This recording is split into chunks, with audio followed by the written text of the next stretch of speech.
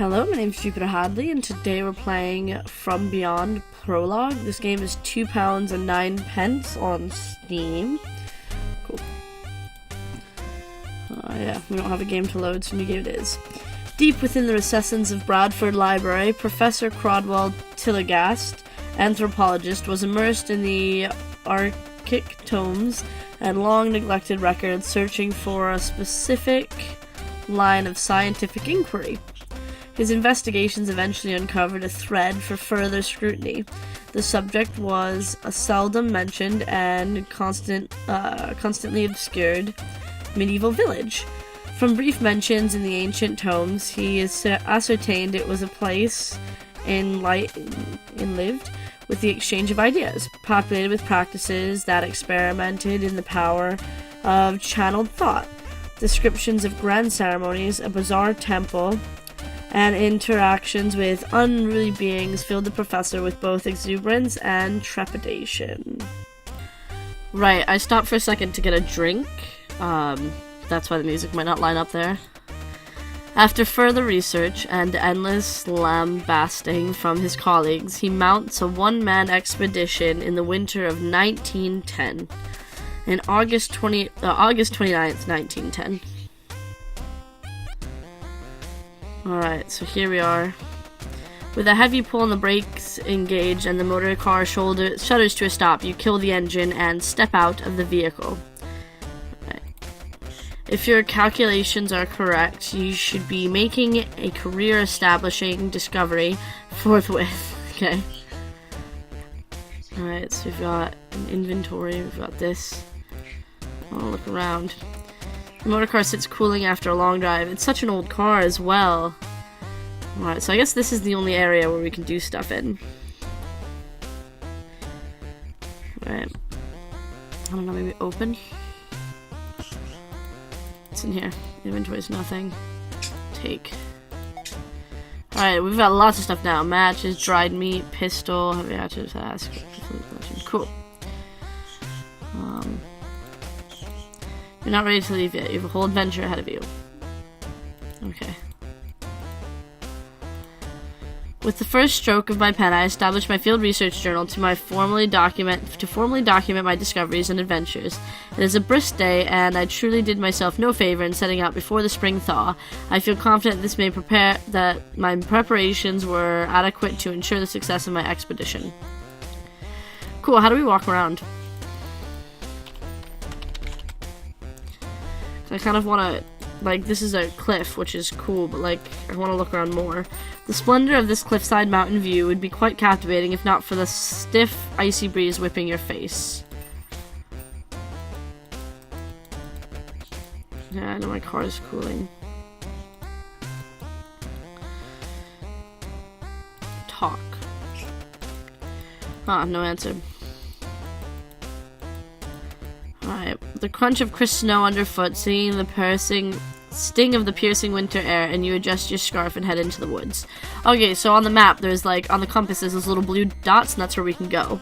Winter's cold breath blows the trees, and small clumps of snow shed from the swaying frosted pines. A deer trail reaches right from the long overgrown ancient trade route that lies before you. Okay. Deer tracks, the fresh set leads right.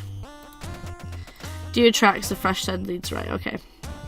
Oh, we don't need to journal anything. Cool. So this is like straight ahead. This is right. You follow the deer tracks. They lead to a small clearing. You hear the cries of wolves in the distance. In this area, you see a series of paw prints trailing off in every direction. A thicket of briar is to the right, blocking the entrance to the foresty canopy. A light hatchet. You hack your way through the bar, clearing a trail. So you've unlocked a new path.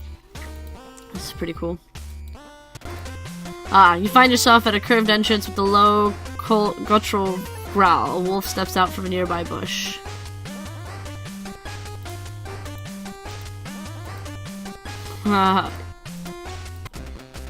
You take a swing at the wolf, but it dodges, bears up, and jumps at your throat, sinking its teeth into your flesh. Flesh torn, blood spattering, your screams are but gurgles. You breathe no more. Well, alright then. We died. I'm gonna just skip through this because we've already done it.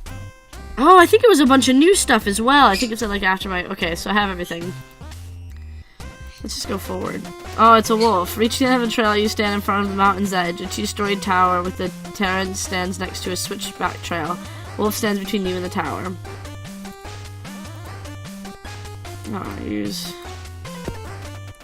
The hungry beast grabs the offering and runs off to the forest. An old barrel sits next to the tower. Can we, like, break it open? I could have shot it as well. I don't know why I didn't shoot it. The trail leads down to the bottom of the valley. In the valley you see a village. Alright, but what about this? Alright, so you'll have to know. What if we use this rope? Fortunately, the bottom section of the rope is rotted away. It frays and rips and falls from bearing your weight. This renders the first climbable portion of the rope just out of reach. Well, I guess we go this way. You exit the twisting woods of the tree line and stand at the cliff's edge. To the west you see the remains of a watching tower. Below you see spiraling ruins with a dark spire standing ominously in the center. A bloody deer carcass lies streaming in the snow in front of you. The deer has been brutalized and its hindquarters ripped away. The body lies streaming in the snow. It still is rising from the flesh. Can we take some of it? Well, you don't decide that. Oh, we had rope as well. I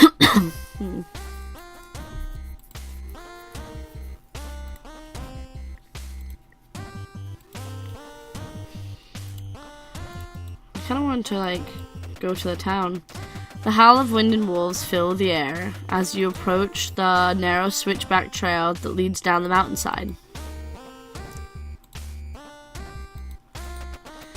The trail bubbles back 7 times. It straightens out at the bottom of the 200-foot deep valley flanked by scattered scree. I mean, look at the sky. It looks like a storm is brewing. Your lungs burn and ears chill from the frigid breeze. I don't know. Oh, I fell off. Treading down the switchback, the wind kicks up. One unfortunate misstep. Later, the edge of the trail gives away. You plummet to the ground below. White fades to black. Your head throbs. Your body aches. You cough, blink, and when light hits your eyes, a new burning white sensation greets them. The shapeless white blur slowly comes to focus and forms a snow-covered field. You lay at the bottom of the mountain. The trail has partially avalanched behind you, and your bag is missing. Okay. Alright. Well, let's take our bag. You pick up your field bag, take a quick inventory. It appears that you've lost several pieces of gear, in the fall. In the distance you can see a road leading to what looks like a farmhouse.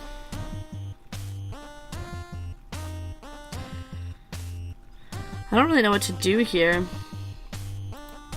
I'm like really sad that our inventory is quite taken. In the distance you can see a road leading to what looks like a farmhouse. In the distance, okay, so that's what the farmhouse is.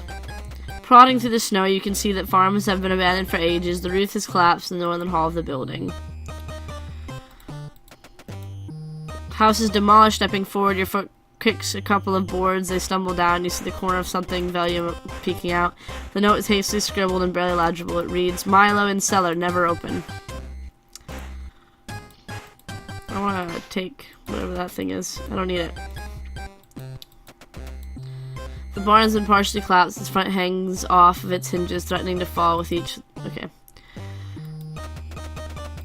3 ramshack single-room wooden dwellings stand near the frozen fields. Snowdrifts have engulfed the back of the shacks in a sweeping mound. Their roofs bow under the weight of the snow. This is so well written. These huts likely once housed farm... I don't even know what I'm looking for, to be completely honest. Laborers beaten up by weather and time. They are far too structurally unsound to enter. Alright, so that's the same thing. You stand at the cobblestone road intersections. 4 homes lay smashed. Piles of debris form large mounds in the center of each foundation. Oh, whoa, sorry. I didn't expect it to suddenly be loud and annoying and blinking. I'm so easily frightened. Hail salutations, and well met, fellow person. I've been watching ye. Ye need not to flee nor panic. I be here to conversate well in essence, if not practice. Do stop backing away and flailing. There be nowhere to run, and no need of it. I do hope ye comprehend me. I'm very clear, may be well dated. Worry not, I will adjust as we get to know each other. When ye be better adjusted, seemingly ready, I'll stop by for another visit, chat. Okay, creepy guy. That's great. Teamster Barn sits in the distance. Okay, let's go forward.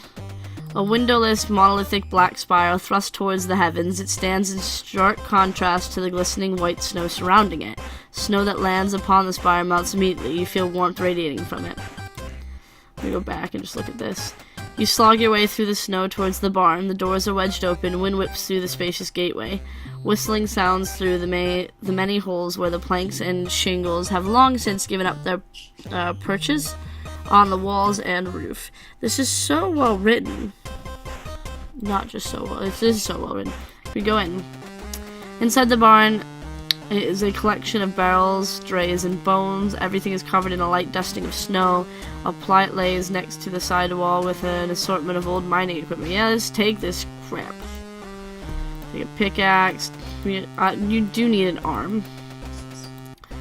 If the hole in the wall wasn't indicative enough of the power exerted by some unknown paratus or entity, the powdered spine and neck bones of this poor horse would be. After examining the long dead nag, I can only hypothesize that it was no machinery that wrought this destruction. The horse's head was manually severed from its body through the application of force to its upper vertebrae and neck. Poor creature. I mean, that looks like an arm. It is the severed arm of a small man. His sleeve is still attached. There are no indications of a blade being used. Dislocation is present in all of the major joints. The arm has been ripped off. Glorious. At the bottom of this cliff lies my destiny. I am vindicated. This vista holds that promise that my sacrifices have been worth it. I meant to read this after I saw the symbol here, and I didn't. From here, the village looks to be in impeccable condition. Only a closer examination will reveal the true state of the structures. Where I am not a scientist, I would believe that I am personally cursed. Misfortune happens to all, but more frequently than most to me. It seems that my curse is tempered with a bit of luck, for I did not die this day. I suffer only bruises in both pride and body. My scientific mind, of course, knows that this all comes down to impatience begetting haste, which resulted in poor planning. My curiosity could not wait for spring's thaw. If I had but packed cleats and winter poles, which reminds me now I must locate my accursed bag. Now I am plagued by disembodied voices. This expedition was rough, going so far, but now I must fear losing my mind. The voices started me, so I began running.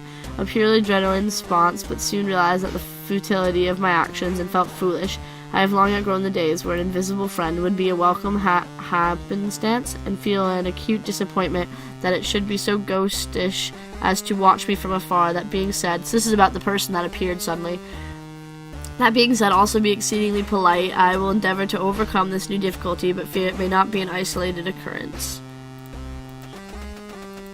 Broken barrels filled with nondescript detritus sit in the corner against the back wall. It appears that they may have been smashed when the wall was breached. Can we use? Can we take? Alright, cool. I don't think we need anything more here. I'm gonna keep turning around. Adjacent to the main road, a large open-fronted building stands between two intersections. Substantial wooden arcades hold up the second-story wattle and dowel living quarters.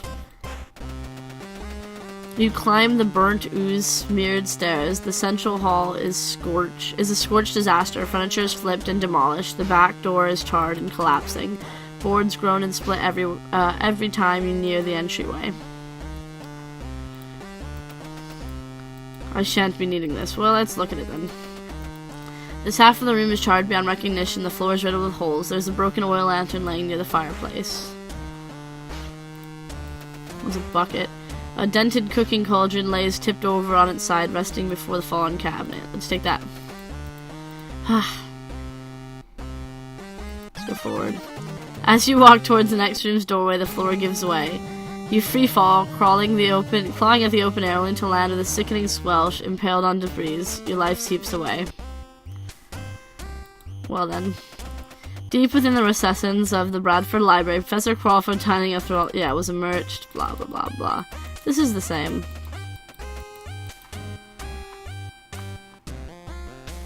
Ah, okay, so we only have a couple of things now, though. We only have what we had last time. I actually want to go back, and I want to go, like, this has been, like... Oh, was there still a person there? Oh. Alright, what if we... Pistol.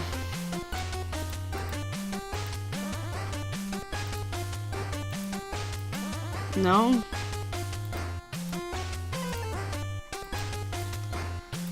I wanna use the pistol. We just leave? Oh, okay, we can just leave. Don't have to fight anything. Can we use a pickaxe on the wall? No, alright. We fall. We can go back though, can't we? Chain down, yeah, we fall. Cool, we have nothing, that's great. There's like a note. Oh, I don't have it anymore. I find it interesting that each time we go here, the stuff that we did before still has some effect. White washed stone cottage sits weathered and decaying. One wall's collapsed, leaving the interior exposed to the scoring wind. Can we take that red thing? The apple is too high. Okay. The trail steadily wends its way north, passing a series of dead trees. The path ends at the mountain base. You see the exterior of a mine. Oh, we don't have anything to, like, clear that away. We've already gone that way. The corral gate is broken open. Aged goat bones lay scattered across the pen's turf. The bones that cover the pen are mostly unremarkable. However, one skeleton remains completely undisturbed. Something metallic dangles in its neck.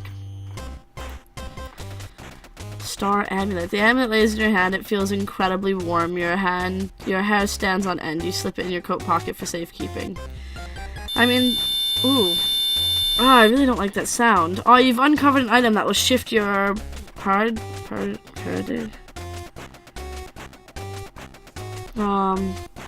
While this will enable you to explore the hidden aspects of this world and others, this new insight comes with a risk. As you can see the creatures can also see you. Just as in your everyday world, these creatures come in all forms and temperaments. Beware, there are predators. Okay, yeah, I know exactly what that meant. Yep. What's over here? You stride towards the two-story building made of thick stone blocks with smashed light-head windows. Oh, we've written something, so let's go look at what we've written. Okay. Just when I thought that I was inured to surprise, I have come across an archaeological wonder, a working medieval mine. It appears as if the miners just set down their tools for a break and could come back at any moment. Having written that, I just suffered quite an accurate shudder. I dare not think on souls out of time coming back to pay visit. I have had quite enough experience of that sort. Never before have I stumbled upon a tableau so perfectly morbid and whimsical. I've found the most intriguing pendant. The emblem is like nothing I have encountered in my medieval Christian nor pagan cults throughout all my studies. It may be a small regional sect. Hopefully it will be elucidated with further study of the village. I shall see. What a quaint establishment. In a different time I would quite fancy slinging a Harley ale or sipping a sweet mead with the local colour. It is held up remarkably. I wonder if I might find an intact casket or two in the undercraft. And look at that. A fallen sign is engraved with the scene sprouting 3 stalks of wheat. The traditional image identifies this building as a tavern. Right. Oh, can we go in? The tavern window appears to have been broken from the outside. The leadwork bows inwards with most of the glass missing. Wow. The tavern looks like a war zone. The furniture is splintered or wedged against the entry doors and windows. The stairs have been completely destroyed. A stained cleaning bucket awkwardly sits next to the star. Drawn in blood is a star with a flame inside of it. The skeleton hangs in the noose from the rafters. Drawn in blood is a star with a flame inside of it. The symbol is directly below the hung skeleton. Well, I've written about that. Never again. I intend to never set foot in that building again. Never before could I believe the evil was anything other than poor choices, ill innovations, or acts of madness. I suspect that belief has just changed, and now evil has a paradigm, a quantitative, tangible representation. I fear that my change in perspective may now interfere with my work. Can I stay true to my reasoned scientific process while dealing with a dark foreboding clouding my psyche, and an immeasurable new profusion of variables corrupting my observations? How can I retain rational thought in an irrational environment? After the horrors I witnessed in the tavern hall, I dreaded to imagine what may lie in the undercraft. Well, let's back up. Like, we could go... Oh, wait, we did this. So let's back up. I kind of want to go forward to this. Oh, we can't go in. Alright. Can't go that way. I wrote something again, but I'm not going to read it yet. Alright, so we're going to go... Oh, but going... That's just like a circle. A soot-stained forge with a bellows sticking out of its side, and an anvil sits inside a lopsided open-air shack. You found a note. It reads, "To the untired, unpunctual, and rather vexing apprentice of mine, John, I see you are late again, probably with that Julian girl. I am leaving the alchemist's order for you to fill. This is a test. The mold sits ready to the workbench. You know what to do." Small basket for coal. Alright, let's take. I'm gonna take everything. Take. I don't need it. You do. Take. I don't need it. You do. Alright. Should we take that? We don't need to do what he was meant to do, right? Let's go back. This way. A single-story house sits sheltered by a dozen trees. The stone and clay dome, molding, and ceramic tile roof makes for a sturdy structure that stood the test of time. I have an axe now. That's a weapon. Ooh. This room would be quite cozy if not for the blood trail leading to the wardrobe and the harsh draft blowing through the gaping entryway. The straw bed sits against the wall and across from a simple desk and a cold fireplace. The final journal entry reads, "The flock will be channeling once again, focusing their thoughts will summon from the ether spirits of the divine. How blessed I am having been chosen by the angel, how much I have learned. We will beget miracles and prove to the non-believers that our claims are not the product of enfeebled minds or mana. But now I have faced a predicament. I have mislaid the sacred symbol. The other day I may have glimpsed it hanging from the neck of a goat. It must have been one of the children up to the hijinks again. No matter, now I can open the doors without it, thanks to the divine." Alright, well let's go look at the wardrobe. A large wooden wardrobe sits in the back of the room with blood trailing to it. Oh, okay. A force outside of my control is attempting to penetrate your psyche. I have held it off to allow for a more gradual transition into the fantastic, but I believe it is time. Stay strong, fortify your will, keep your mind open, and try to keep calm. All you will see is real, just temporarily displaced. Oh, okay. Alright, so we kind of get to see what happens to these people now.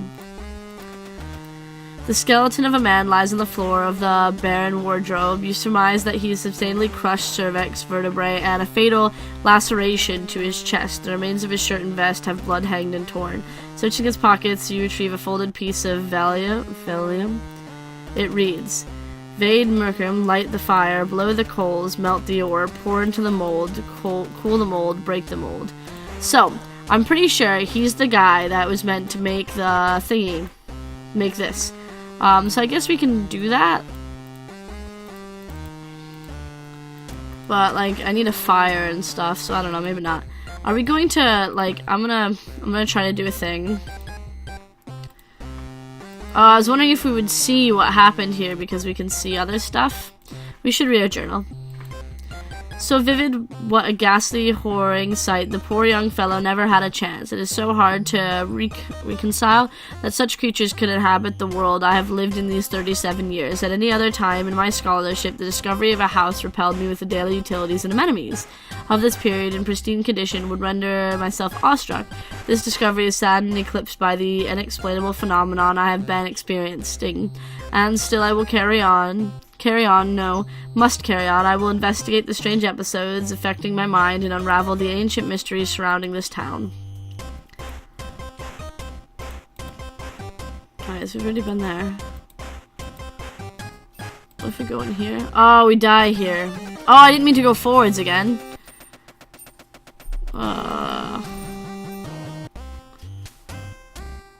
I really actually didn't mean to. But I think I'm gonna stop here anyway.